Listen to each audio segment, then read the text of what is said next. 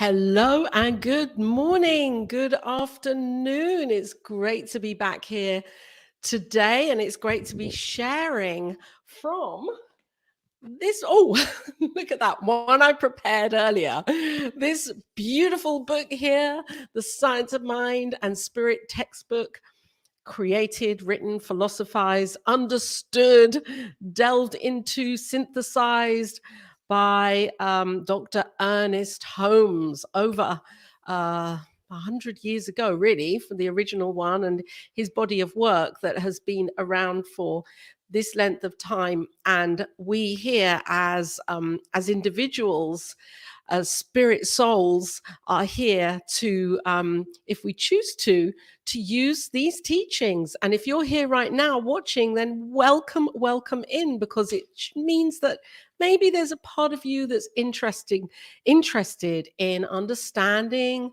more about these teachings, not just to understand them for understanding's sake, but to actually use them for your life, as we are on this continual adventure of applying the principles, applying this teaching into our lives, so that we then can be the beacon of this teaching for others. It's a beautiful way of being in the world. And this philosophy has really touched the hearts of many people around this globe. And I am grateful that you are here right now. Let's see, put your name in, please. Let me know that you're here. Good morning, Diego. How are you? You're interested. Oh, I love it. It's good to be here with you again and to see you. And I'm here in the UK, and have just really enjoyed the Vista conference this week online, where there was so much talk about science of mind and the evolution of this philosophy and how we use it, how we can use it for our lives. So this week we are looking at chapter 3, which is devoted to the deeper understanding of spirit. Well, as I was reading this, I was realizing that actually chapter 3 is one of the places in the textbook where Ernest Holmes talks about spirit. Really, this topic, this aspect of because spirit, God, and this is all about God and what is God. So really, spirit is talked about everywhere. It's so many places in this book. I don't really need to look at the chapter in itself to talk about that. I could delve into all sorts of chapters here and talk about spirit from different, because he talks about it in so many different ways and perspectives. And yet we are here in chapter 3, and so I'm just going to begin by centering us in with a breath for the moment, because as we close our eyes, it just gives us an opportunity to become aware of the awareness, to become aware of this connection that is always here and present within my heart, within your heart, as we breathe in together, that we are breathing in spirit everywhere, ever present, omnipresent. So this is an invitation to be in that place of knowing, to get closer to the knowing that God is here everywhere, in everything. And as we take another breath together, then open your eyes and be present, be here, and bringing in that deeper awareness that God is omnipresent, God is everywhere. And in chapter 3, which is quite a short chapter and yet very revealing, Ernest Holmes begins by saying, the definition of spirit is, this is his definition, life or intelligence conceived of entirely apart from physical embodiment. Life or intelligence conceived of entirely apart from physical embodiment. And for me, this goes back to our first principle of declarations, we believes, the we believes that Ernest Holmes wrote out. The first one, I'm going to read this now, if I can. It's in very small print, so I may have to put on my other glasses. What he's saying in this first principle is that I believe in God, the living Almighty, one indestructible, absolute, self-existent cause. This one manifests itself in and through all creation, but is not absorbed by its creation. The manifest universe is the body of God. It is the logical and necessary outcome of the infinite self-knowingness of God. And this is what this sentence means at the very beginning, I believe. This is what he is saying, that God cannot be absorbed by anything. It is always here. It is absolute. It is everything. It is the first cause. In fact, it is causeless. It will always be here. It always has been. It is omnipresent, everywhere as everything. And so it manifests itself through the law, which law is an idea of God. And so God is all-knowing, self-knowing.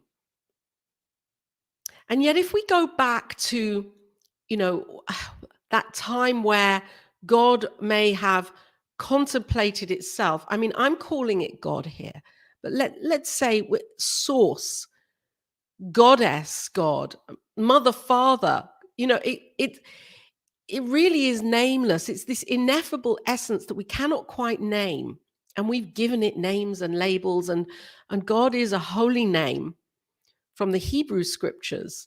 So, each of those letters has a meaning, G-O-D in Hebrew, and numerologically added up, those letters will have a very profound meaning. That which I don't know that, actually. I will actually be researching that. But his definition of spirit is life or intelligence conceived of. So it conceived of itself, and yet it's apart from physical embodiment. Although God is omnipresent in, as, and through everything, it cannot be absorbed by itself. So it is infinite. And what I find really so interesting, I was just online today, looking at videos of the James Webb Telescope. Wow. This telescope is incredible. I mean, it's working, it's a much more updated, upgraded version of Hubble. And so it's giving back so many intense images, 3D, 5D probably images of what it's finding. And it really is incredible. And right now, it's discovered 6 more galaxies that are huge and older than the Milky Way.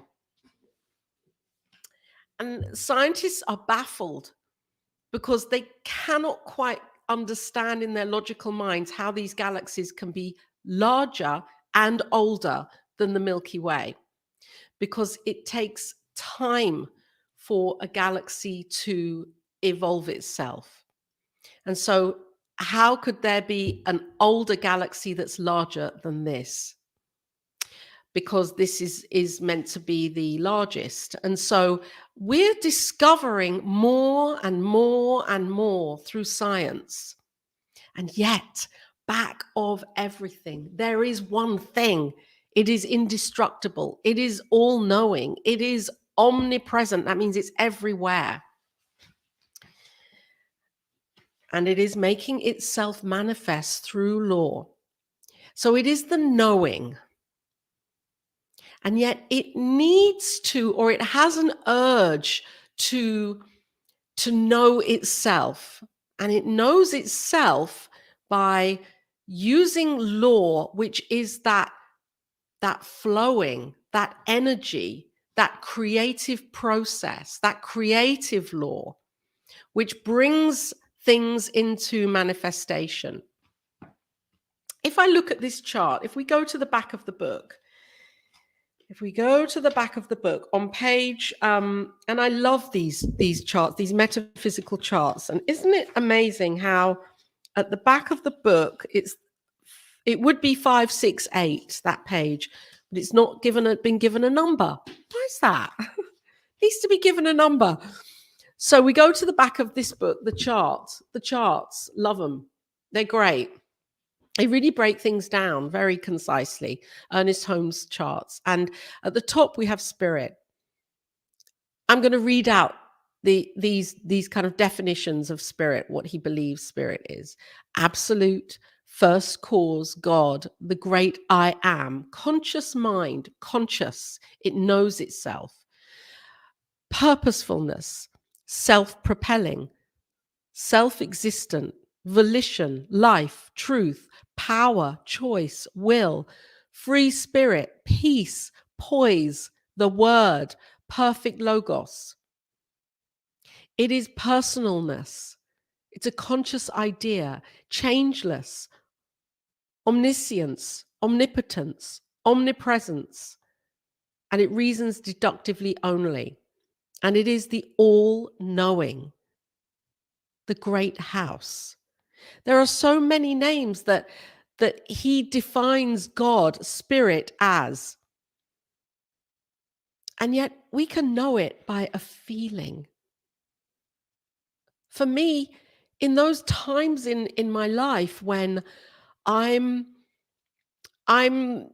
questioning, or at a point or a place where I feel maybe that I can't connect with that connection. Are you there with me? Can you feel that sometimes? Even when we hear about tragic things that are happening around us, people that are going through challenges and situations of suffering. I mean, I don't want to lean in on that. I just want to bring that forwards, because those are the times when we get to question. So if there is this God that is all of this and all good, because it is bringing things forward for us in a good way and life affirming, why is all this happening? And we get to question it again. We get to look within us and ask those questions. Ernest Holmes was the known as the eternal question mark. He was continually asking questions, so interested in life. Hello, Wayne. Good to be with you here. How are you today? Please put your comments in, or your pointers as I'm speaking, because we're going to flow with this.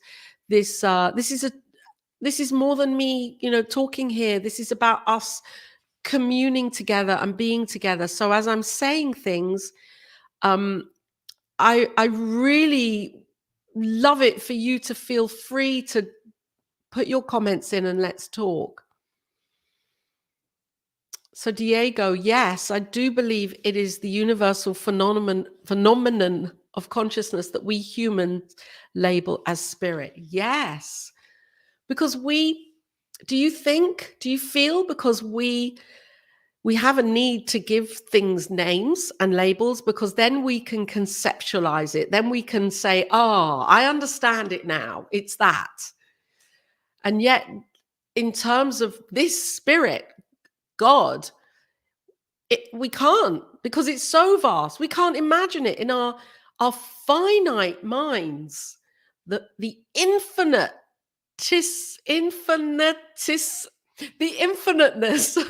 We can't imagine it. I was at yes, precisely. So I was at on Vista the other day, and really great talks. And one of them was from Reverend Johanna Jansen. She's here in Holland, and she questioned the whole title of Vista conference. She said, "Evolutionary love." Hang on a minute. There's no such thing as evolutionary love. Love cannot evolve. It already is. It is spirit. It is God. It cannot evolve anymore. Love involves itself in our lives, into life. This is what life does. This is what spirit does. It involves itself. We evolve. We are the ones that are evolving our understanding, she said, of love. We're evolving our understanding of love. Love does not evolve. Love as God, as spirit, is so far, it's infinite.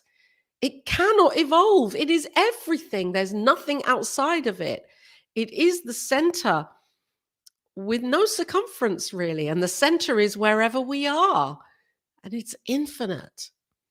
We have our finite view because there's something that we have that's in the midst of it all, and that is our brain.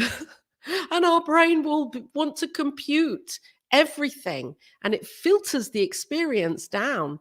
And we work from meaning, from past meaning. We put past meaning onto most things in our lives. We say, well, this happened then, and so I'm going to affirm it as that will happen. In our subconscious, we keep we're on that wheel.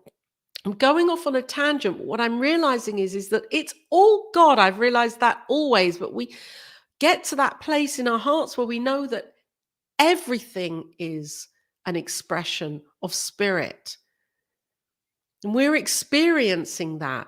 So when those things that are happening around us that we feel, why is this happening? How could this happen? How could 40,000 people transition 2 weeks ago in Turkey and Syria? How could this happen? It's all God happening. And when we get to that place of realizing that, then we can see the glimmer of light in all of these situations that we are experiencing. God, spirit, is the conscious idea of itself, making itself manifest through the law, through the creative law. So there is a macrocosm, and we are the microcosm. So if we are God and God is in, through, and as us, and we are that, then we operate in the same way. And that means that we are the microcosm. We are seeding our thoughts into the creative law. And it is all God. It is all God. This chapter here is really sprinkled all the way through this book. It doesn't it's not chapter 3, spirit, and that's it. This is the body of his work in everything that he's written about, I believe. That this is run through, this is the golden thread of all of his work, of all of this philosophy. So we know that we are one as this.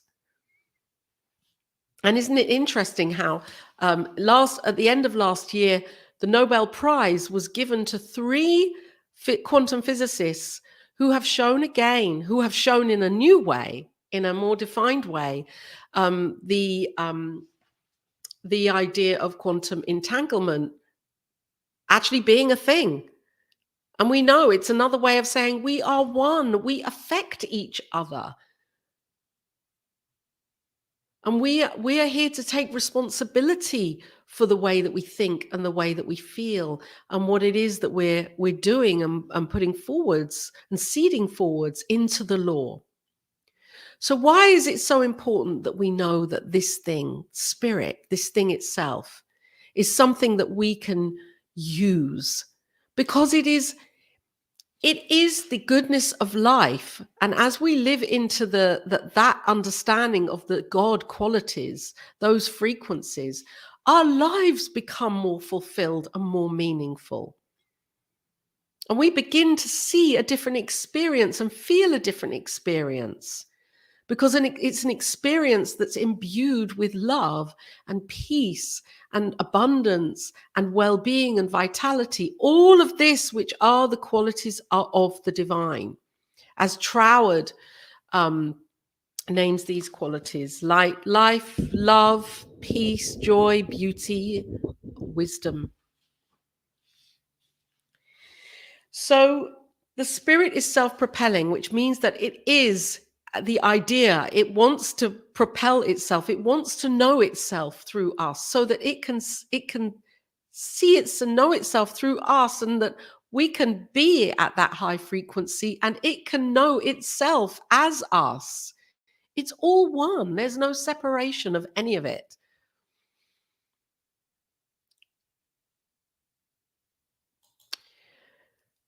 So that is it. We can only open ourselves up to knowing more love. The love has always been there. The love has always been there. Of course, the love is always there. It's just that we choose, and it's not even a conscious choice, because we're running on our patterns and our habits and our our set of beliefs and values, that we can't always see those patterns for ourselves. That's why we need another, or not we need, but it's, if we're with another reflecting that or mirroring it back to us, then we can see where we can, that idea of being 1% better every day. I love that. I read that recently. To be 1% better every day. How can we be 1% more devoted to becoming who we truly are consciously every day? That means having healthier conversations with ourselves first, with ourselves, with those that we love, with those that we don't love. Having a more aware way of being for our lives. Good morning, Prince. Reverend Prince Fleet. Great to be with you here across the pond. So I'm going to move on a little bit to the next part, which is its nature. Spirit, the fundamental premise upon which the philosophy of the Bible is developed, is that spirit is one. Talked about this a little bit. And that creation is the result of spirit's one mode of action.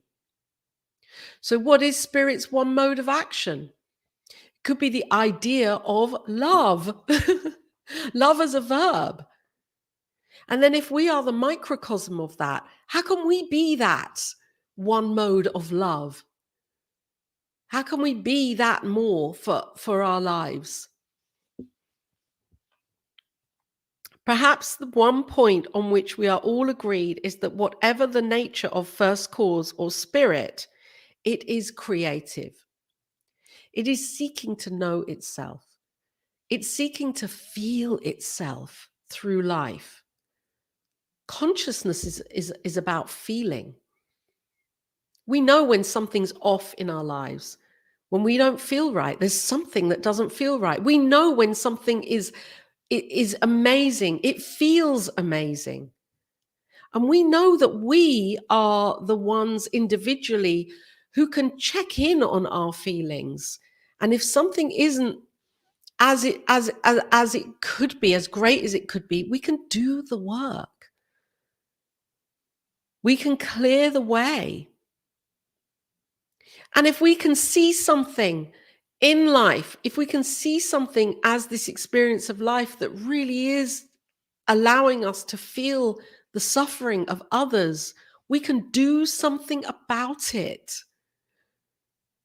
We can become involved in it, just as spirit is involving itself through the law into our lives, into life, as this experience. We do this. What are we involved with? I'm involved right now as I sit here and share. You're involved. You're choosing consciously. This is spirit coming through. You're choosing consciously to be here and to be involved in this time together, or in this experience together. So we make a choice. Always, we make a conscious choice of what it is we want to uplift, up-level, reveal for our lives, to live a more God-centered, spirit-centered way of being. So we check our feelings, because they are the monitor for our frequency. We want to be in that spirit frequency, Not that we're not ever, we're always connected. Of course we are. And yet we believe sometimes that we're separate. This whole philosophy is what is called qualified non-dualism, meaning that we are one, basically, and that we seem to think that we're separate from the other. We seem to think that it's me and it's you and it's them and it's over there and God is out there. Well, this spirit is transcendent. That means it's so vast we can't even imagine it. It's like it is beyond. It's beyond the beyond, and yet it's within. It's immanent. It's seated within each of our hearts, and so we get to be God in action. Isn't that amazing? I just love it. And you know what? Every time I read this, when I'm reading whatever I'm reading in this book, I can hear it and understand it and feel it in a different way. Doesn't always mean it's a deeper way. It just means it's like, oh, okay, now I can see it from that perspective, from this perspective. And then to take responsibility and do this work and be this work, be this philosophy. We're religious scientists, then that means we get to do, to be it. To be, do, as Dr. Goswami says. So he goes on to say on page 83, spirit is changeless. It doesn't change. It's always the same thing. We're the ones that change. Life changes.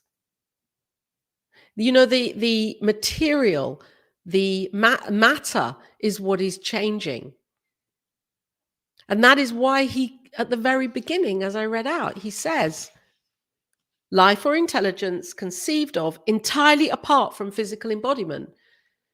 Because the material, physical demonstration, the world of form, changes. And yet there is something back of everything that does not change. It's like the power that will not change.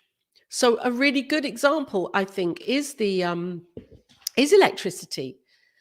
You know, electricity is there. It will not change. It's there. It's always going to be there. What changes is the way that it is used, what the output of it. It can boil a kettle. It can turn a hairdryer on. It can light up a city at night. And it's still electricity. Same with God. And I'm not really comparing God to electricity, but I'm just wanting to use it as a kind of analogy so we can get used to realizing it. Because the difficulty, I believe, is that we can't, to conceptualize it, it's not easy because we can't, it's unseen. It's unseen. So for many, it takes a training. We're all in training, really, to take that leap of faith into believing in what we can't see. As Wayne Dyer said, you know, we have to believe what we're not seeing it to believe it. We're believing it to see it. We believe it first before the proof or the demonstration. We're believing it first. And you know what? In a way, it's kind of like the scientists that have developed the James Webb telescope. They believed it. They believe that there's something more. There's something new. There's something different. Because there's this urgency within them to create the telescope, to put it out into outer space, whether we agree with that or not. That there is this explorative discovery kind of urge in them to check out around us what's going on. And we're discovering more and more and more. And you see, so spirit is infinite because God, spirit, is the idea of this universe. It's not absorbed by this universe. It's not this universe. It's the idea of this universe and whatever other verses there are. And so, where am I going from here? Do you have any questions? Let's see. Prince Fleet, you're walking and talking your truth and fulfilling what you came here to do. Oh, oh, well, you know what? I believe that we each are. We're each doing this, and we're here to do this. Yes, and you know, God is working through me. God is working through you with the incredible work that you do, Prince, as a reverend and as a singer and a speaker. And so, thank you. I acknowledge you, and I love you. And Diego, good analogy. And electricity was always here before anyone even learned to control it. Exactly. It was always here and we didn't even know it was here. And you know what? That I found really, really, oh, good question. Before I talk, I'm going to stop. Good question. Wayne, how do you practice oneness? I just think that's such a perfect question, because that's really what we're here to do, is to practice oneness. And I think this could be an amazing series on its own. How do we practice oneness? Because oneness is a verb. It's an opportunity to see beyond the judgment, beyond the idea that we create in our brain with our memory of past experience of how things should be and how things have to be, and how somebody is how we place so many shoulds in life on people and with situations. How do we practice oneness through when things are hard and difficult and we don't like what we're seeing? That's practicing God as a verb. That's practicing love. That's being that love for ourselves first, and for knowing, getting to know thyself and know who I am, and to know that I am not. I'm more. I'm not my thoughts. You know, if I really am sitting here in contemplation, going back in meditation and working through in my mind who I am, then of course it's a divine emanation of the divine. This is me, omnipresence, whether I'm here in physical form or not. And how I practice this is by being the qualities of spirit: light, love, peace, kindness. Could we say kindness is a way of practicing oneness? Being kind to ourselves, being kind to each other, seeding kindness forwards into the creative law.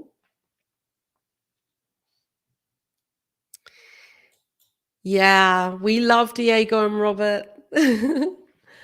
We do. And we are all walking each other home on this beautiful, glorious journey. Well, I like that. I really do. And I think it's very inspiring, because it's a way of practicing oneness.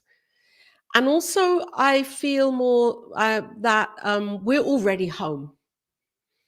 I'm already home. You're already home. It's like there's nowhere to. If we can realize that within our spiritual mind treatment, if we can get closer and closer to that, knowing that we recognize that spirit, this one God, is in us and through everything, and me and you and all of it, then I'm already home right now. And how I choose to be with that is how I choose to exemplify that in my own life, as this life. So spirit is changeless. Ernest Holmes is very clear on this. Spirit is changeless. It's not going anywhere. It's here as it is, and it's an inexhaustible, changeless presence. And it works through law. And next week is the chapter on law. So I'm not going to get too far into soul right now, but there is something that spirit works through, a medium. So God knows that in order for this thought to have an effect, to be the effect, it needs to work through something that that allows it that movement, that energy. And that is the creative law that is always working, always responding, always saying yes in each and every now to what it is that we are thinking and feeling. So one thing that I would like to really just talk about for a moment is the practice, the really dynamic, really beautiful and powerful practice of visioning. I know that Reverend Robert visions here every Monday on New Thought Media Network. What is visioning? Visioning is a way of practicing oneness, and it's a way of practicing God. Because what we do in visioning, which is very different to visualization, in visioning, we are opening ourselves up to allowing this intelligence of spirit, that is spirit, to be felt and heard and known in our in the mind that is within as us, as information for our lives.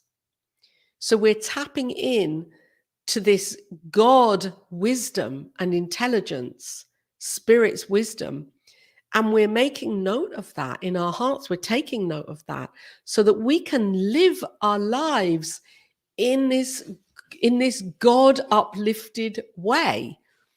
Visioning is so important. I think it's as necessary as spiritual mind treatment because it informs us of God, of spirit. It's spirit is always, involving itself in our lives as us. And as we are this too, there's no separation. We can catch the conversation that's going on, the high wisdom that's going on, the expanded, I would say, intelligence. We can catch that in the visioning process. So practice that visioning more and more, and you'll see a difference. You'll become more aware of the connection, and it will build faith and trust. That's the part of believing it before we see it. We can vision and catch that vision, and there's the belief. And then we can demonstrate that into our experience as our experience. It's very exciting. So he doesn't talk about visioning so much in here. He's just talking about the operation of spirit and how we can understand its operation. So I'm going to move on to that now because there's a lot in here. And even though in these 7 short pages, there's a lot to unpack. Really, I think it could be a 2-week topic, this, but I'm going to just carry on a little bit for another few minutes. How we understand its operation. The philosophy of applied metaphysics rests upon 2 or 3 very simple theoretical propositions, he says. All invisible principles are theoretical. And I think that he's saying this because just as he knew and knows that as a philosophy, as a whole, we are open at the top. And that means that he's not saying, this is it. There's no other explanation for it. No one else will ever come along and excavate this and look more deeply into it. And my word is the final word on all of this. What he's saying is that, there's room for inquiry here. And there will be others that will come along and say, and now let's look at it from this perspective and let's catch it from that perspective. And maybe we can see it a little differently and feel it a little differently. Because just as the James Webb telescope has discovered that there are older galaxies now that are larger than the galaxies that we know of, they're realizing that this whole thing that we call life or the planet, the planetary systems, may be far more older than we could ever, ever, ever, ever have imagined. So we're open at the top, and that we cannot appraise them with our physical senses. We cannot weigh or measure them. So these we have to believe, if we are to really use God and use God as our lives, we are being invited to believe in the unseen and to put our faith not into God, but having that faith of God. Having that faith of God, not in God. Because when we place our faith in something, it means that we don't have that faith. It's like a codependency. We have the faith of God, the same faith that God has in us as love. So we need to have that. Life and love and beauty may be considered theoretical in that no one has ever seen them. We see only their manifestations. But because of such manifestations, we realize that reality exists. So we're here to be God in action. We're here to be the demonstration of this invisible, from the invisible into the visible. We are the metaphysicians. We are those we're those magicians, miracle makers. The master teacher Jesus was an example of this. He was not the exception. And many, many others that we know about who have demonstrated incredible effects as life in the physical world. So we're here to learn how to use God. And I believe there's only one way that we can do that, and that is to surrender. That is to surrender and to know that I am one, to know that we are one, to know that that it's happening through me and as me, and that the more I place my own faith have that faith of God, and let go of having to think that I have to manipulate things in the external world, then I am being this living example, if you like, and demonstrating God in a way where he talks about free spirit a lot in this chapter. And that means having the freedom to move and to flow and to go with our own feelings in life, and to not feel that we're trapped in any one situation at any time, because within ourselves, we can become aware of this connection of who we are at any moment, and we can make a new choice. And we can use God that is always thinking itself into experience and involving itself into experience. Metaphysical work rests upon the theory that the universe is a thing of absolute intelligence. So it's what I was just saying, we get out of our own way, as Emerson said, get your bloated nothingness out of the way, and realize that there is an intelligence far greater that is wanting to provide far more than we could ever imagine for our lives. And yet we limit ourselves. We have a habit of saying, oh, well, this much will be okay, that much will be okay, or how will that ever happen? We have a habit of keeping things contained. And in the mind of God, which is our mind, my mind, your mind, it's all one mind, there is no limitation. So we have to get used to believing that God is what is written in the back of the book here in that chart. We have to get used, we have an invitation to get used to believing that God is the only all, that spirit is self-existent, self-propelling, the great I am, and that this thing is all love. and it wants to love through everything. What it wants to do. It wants its goodness. If it wasn't goodness, it would be destroying itself. And it isn't. We're finding more of it. They're discovering more of it with galaxies. That was the word. I need to get one. They're discovering more of it. So if it wasn't all good, that wouldn't be happening. It would be diminishing. But no, they're discovering more of it. And along with that discovery of more of it, which I find really, really, really interesting, is that they've just discovered that there is another fifth layer. And it's not really a layer, it's a core. They've discovered another deeper down core layer of the earth, which is basically consists of iron and nickel. It's a fifth level of a core of this earth. We're discovering more of this goodness.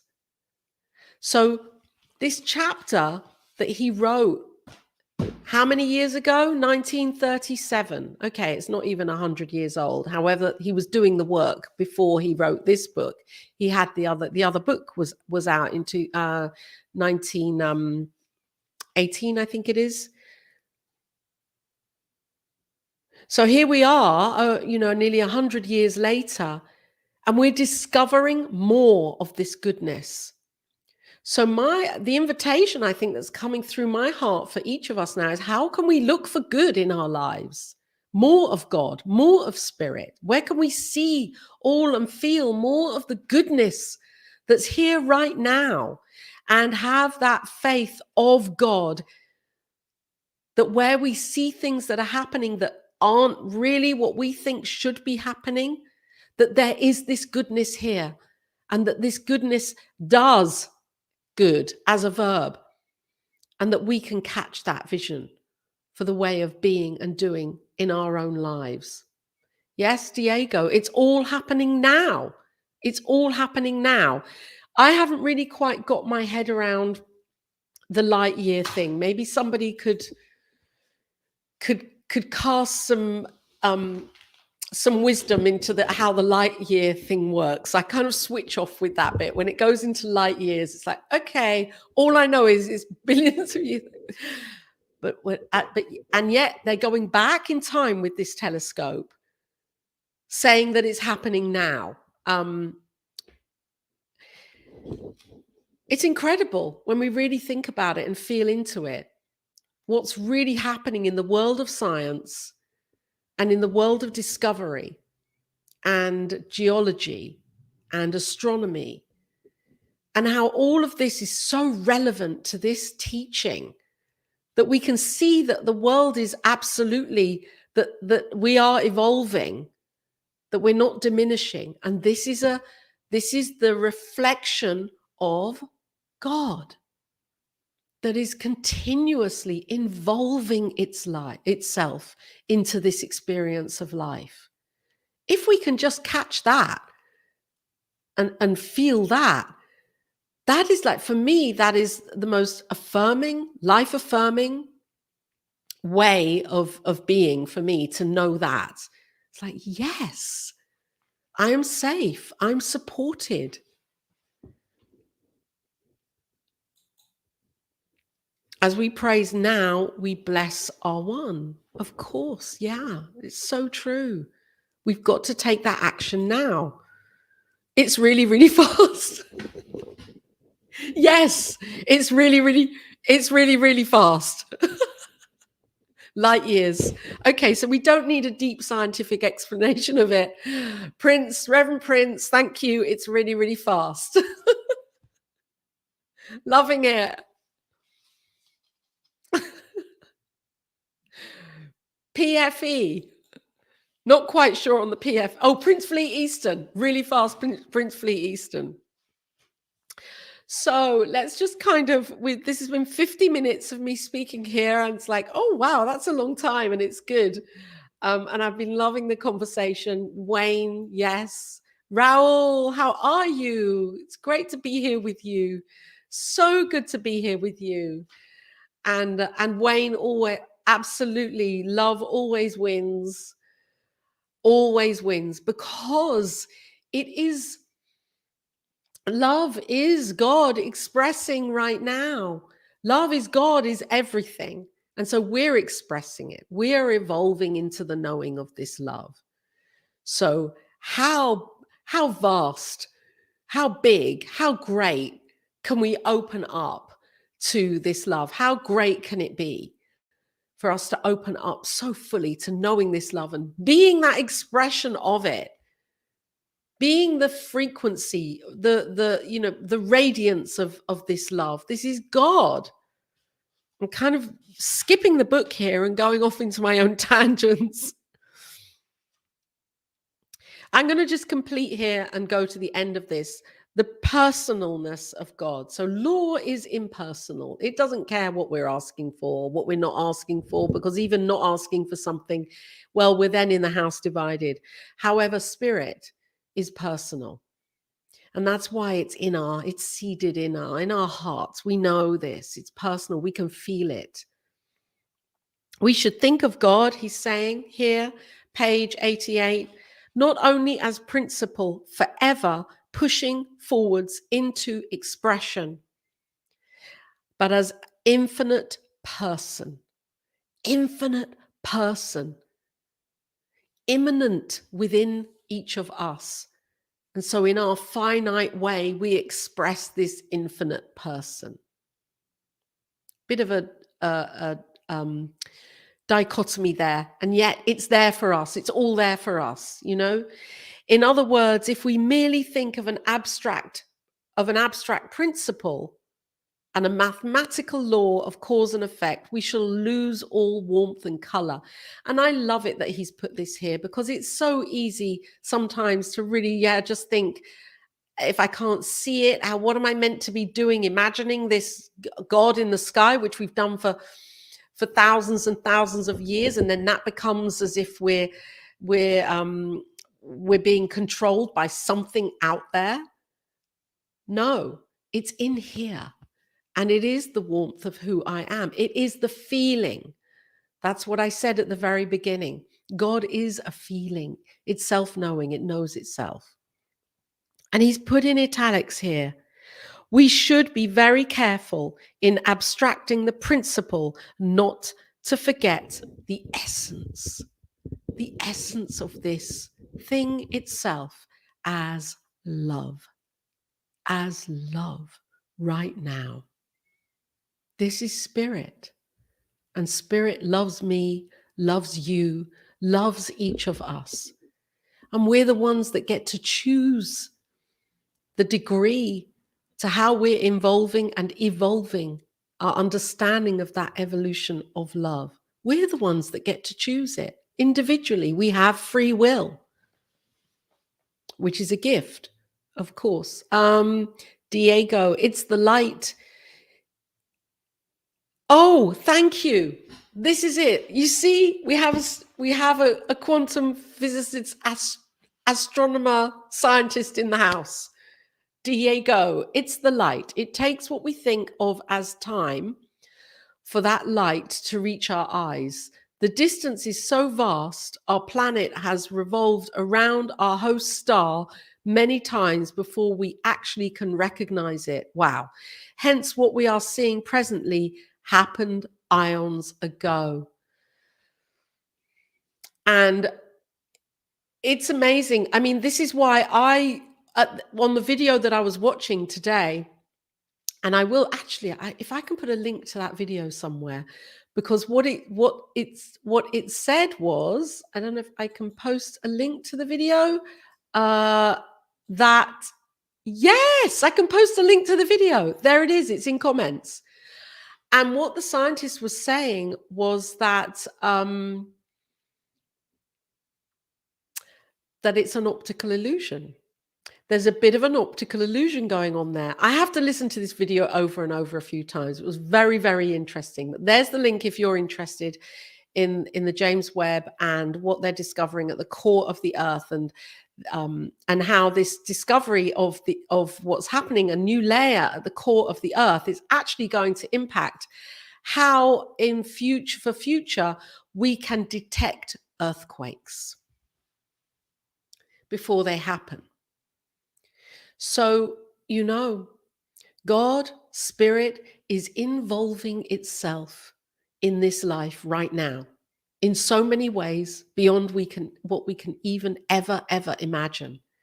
And our work is to be curious, to be open, to expand, to say yes, to be willing, to be the love, to be kind, to smile at somebody, we're walking past, to smile at ourselves, because there is only one. This is the work, is to demonstrate Spirit in the fullness of these qualities, like life, love, joy, beauty, peace, wisdom. And this is it for today from Science of Mind and Spirit. You are on New Thought Media Network. Of course we are. We all know we're here. And whatever time it is for you at day, I'm knowing that you are having an incredible rest of your day. Stay tuned in here at the network because there are more programs coming up. And if you have any questions, you can always reach out to me on Facebook. Oh, hi, Laura. How are you? So good to be with you here. And yes, and check out the video, the link's here. And next week, there will be a continuum of this with the next chapter of the book, which goes into chapter 4, which is soul. Very important. It's good to understand how we are creating, what's happening when we're doing this with the thoughts that we have. That went really, really fast. Light years, in fact, Prince. It was light years. Oh my gosh. In fact, it's already, it happened light years ago. I'm just bringing it back now to remind me and you of it. Love you too. And stay tuned into the network. And of course, I'm going to put the network's website up, and you can see more about the New Thought Media Network there, and check it out, and all the other programming that's going on. So much love and blessings, and have an amazing, amazing rest of your day wherever you are on this beautiful planet. Now, as ever, I need to find the outro video. I've got it. Bye for now.